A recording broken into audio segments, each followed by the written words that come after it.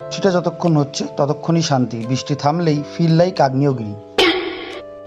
তারপর আমিও আমার মালপত্র লইয়া মালগাড়িতে উঠিয়া চলে গেলাম শহরের উদ্দেশ্যে। সেদিনকে দিদি লাল শাড়ি পরে এত সুন্দর সুন্দর পোজ দিচ্ছিল, মনে হচ্ছিল কোনো বাংলা সিনেমার নায়িকার শ্যুট করতে এসেছি। এইদিকে চেপে যাও, ব্যাস রেডি। তুমি রেডি? আমি বলবো আজকে আমি ডিরেক্টর আর আমার শুটিং শুরু।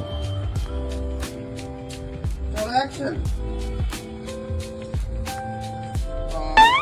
বিয়ে শুট হয়ে গেছে গাইস, দারুণ।